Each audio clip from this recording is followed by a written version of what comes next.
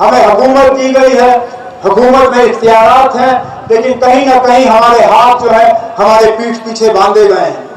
लेकिन इसके बावजूद अगर मैं ये कहूं कि हमने कुछ नहीं किया, गलत होगा। अगर कोई ये कहे कि ये 10 महीने हमने जाया किए, गलत होगा।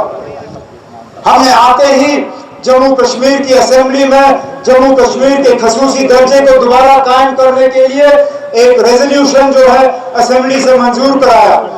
हमने जम्मू कश्मीर को दोबारा रियासत का दर्जा मिले, उसके लिए हमने कैबिनेट की मंजूरी एक रेजोल्यूशन पास कराया। हमने बजट के तहत जम्मू कश्मीर के लोगों के लिए कुछ ऐसे फैसले, और इसलिए मुझे बेहद अफसोस है जो कल हमने सुप्रीम कोर्ट में कुछ बातें सुनी, जहां अफसोस से कहना पड़ता है, ये कहा गया कि पहलगाम को भी नजरअंदाज नहीं किया जा सकता है जब स्टेटहुड की बात आ जाती है, जब जम्मू कश्मीर को दोबारा रियासत बनाने की बात आ जाती है। मेरा पहला सवाल यह है कि बताएं, जम्मू कश्मीर दोबारा रियासत बने, इसका फैसला हमारी हुकूमत नहीं करेगी? जम्मू कश्मीर दोबारा रियासत बने, इसका फैसला हमारी सुप्रीम कोर्ट नहीं करेगी?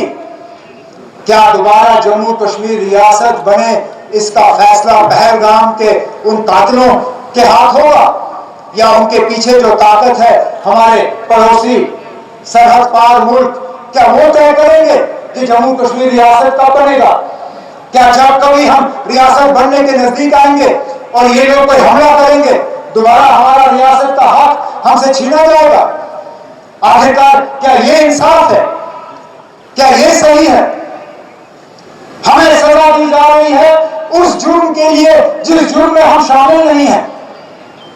और सिंदूर के तहत हमारे बहादुर जवानों ने, हमारे एयरफोर्स ने, हमारे वर्दी पहनने वाले हमारे सिपाहियों ने हमारे पड़ोसी मुल्क को सजा दिया। वो सजा 3 दिन चली, 4 दिन चला, उसका कितना लंबा असर होगा उस पर हम बात करते रहेंगे। लेकिन आज पहलगाम के हमले का सजा हमें भी दिया जा रहा है। पहलगाम के हमले की सजा जम्मू कश्मीर के उन लोगों को दी जा रही है जिन्होंने पहलगाम के हमले के खिलाफ अपनी आवाज बुलंद की। क्या कोई इस बात से इनकार कर सकता है कि पहलगाम के हमले के बाद अपनी मर्जी से जम्मू कश्मीर के लोग बाहर आए?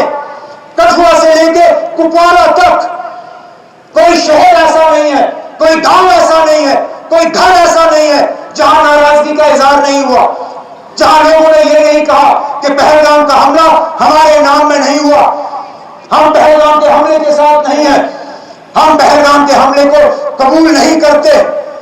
लेकिन उसके बावजूद बदकिस्मती से आज पहलगाम के हमले का ही इस्तेमाल किया जा रहा है हमें रियासत के दर्जे से अलग रखने में। मंजूरी नहीं होगी, उनको कहीं डब्बे में बंद किया जाएगा और भुला दिया जाएगा। मुझे कम से कम इस बात का एहसास नहीं था।